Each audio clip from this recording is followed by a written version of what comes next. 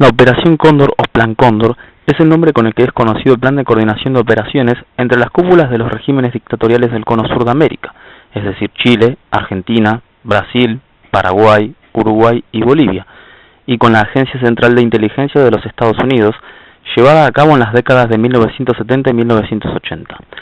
Se tradujo en el seguimiento, vigilancia, detención, interrogatorios con apremios psicofísicos, traslados entre países y desaparición o muerte de personas consideradas por dichos regímenes como contrarias al pensamiento político o ideológico opuesto, o no compatible con las dictaduras militares de la región.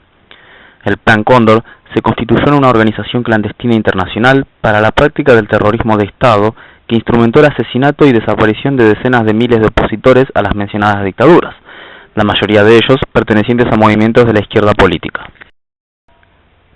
En Argentina, el gobierno dictatorial es conocido como Proceso de Reorganización Nacional y se extendió entre 1976 y 1983. Se trató de un golpe de Estado que derrocó al gobierno constitucional de la presidenta María Estela Martínez de Perón e instaló en su lugar una junta militar encabezada por los comandantes de las tres Fuerzas Armadas. Esta junta estaba integrada por Jorge Videla, quien presidiría hasta 1979, Emilio Macera y Orlando Agosti. Luego en su lugar presidieron hasta la vuelta de la democracia en 1983 los comandantes Roberto Viola, Leopoldo Galtieri y Reinaldo Vignoni. Este proceso se caracterizó por el terrorismo de Estado, la constante violación de los derechos humanos, la desaparición y muerte de 30.000 personas, el robo sistemático de recién nacidos y otros crímenes de lesa humanidad. En Brasil, la dictadura se extendió entre 1964 y 1985. A mediados de los 60, el presidente brasileño era João Goulart, conocido como Jango, pero la fuerte resistencia hacia él por la grave crisis económica que atravesaba el país llevó a su renuncia y a que asumiera Ranieri Mazzilli, hasta que este último fue derrocado por un golpe de Estado por el general Humberto de Alencar Castelo Branco. El último representante del gobierno dictatorial fue João Figueiredo, hasta que con el regreso de la democracia asumió Tancredo Neves. En Chile se produjo un extenso gobierno militar que comenzó en 1973, cuando el comandante Augusto Pinochet, en acción conjunta con las Fuerzas Armadas y Carabineros, derrocó al presidente Salvador Allende, destacándose como episodio el bombardeo a la Casa de la Moneda. Hacia 1990 finalizaba este extenso periodo de gobierno cuando Pinochet cedió su mando al presidente Patricio Aylwin. Pinochet, sin embargo, siguió en su cargo de comandante hasta 1998, cuando por unos meses asumió como senador vitalicio. En Paraguay se gestó la dictadura más larga del Cono Sur.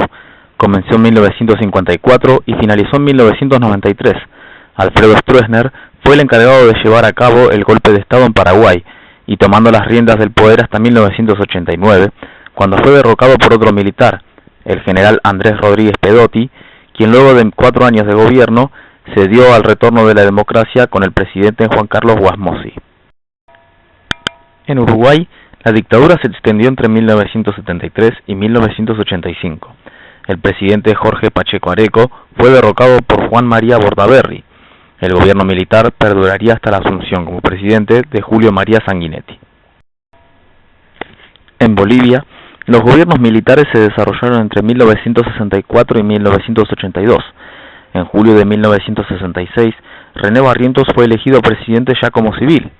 Sin embargo, se vio obligado a depender de los militares para poder enfrentarse a los movimientos guerrilleros que habían empezado a actuar en las regiones montañosas. En octubre de 1967, el ejército boliviano anunció haber derrotado a los rebeldes en un lugar próximo a la aldea de Valle Grande. Había sido capturado en el campo de batalla Ernesto Che Guevara, siendo poco después ejecutado. Barrientos murió en un extraño accidente de helicóptero en abril de 1969. Se sucedieron en el poder una serie de gobiernos de corta duración, la mayoría militares, y en agosto de 1971 el general Juan José Torres fue derrocado por un golpe de Estado encabezado por el coronel Hugo Banzer. Entre la caída de la dictadura de Banzer y la asunción del gobierno democrático de Siles Suazo en 1982, gobernaron 8 presidentes, siendo el último Guido Vildoso Calderón. El retorno a la democracia en Bolivia se daría con Hernán Siles Suazo. El momento coincidió con el fin de la era del estaño, debido a una caída vertical del precio del mineral en el mercado internacional y el pase hacia una economía apoyada en la producción de coca y la exportación de cocaína. El Plan Cóndor formó parte de la instauración de la doctrina de seguridad nacional en América Latina, cobijada por los Estados Unidos. ¿Cuáles eran los objetivos del plan? Compartir información obtenida por los respectivos servicios de inteligencia, eliminar la actividad armada de las guerrillas comunistas, vigilar las fronteras para evitar que quienes estaban perseguidos pudieran exiliarse en los países vecinos, formar cuadros de las fuerzas de seguridad para operar en toda América Latina o en otras partes del mundo, adiestrarlos para detectar opositores, secuestrarlos, torturarlos y luchar para mantener en las sociedades la vigencia de valores occidentales, humanistas y cristianos. Los documentos del Departamento de Estado estadounidense implican al ex secretario de Estado, Henry Kissinger, y a otros altos funcionarios en la represión llevada a cabo a América Latina.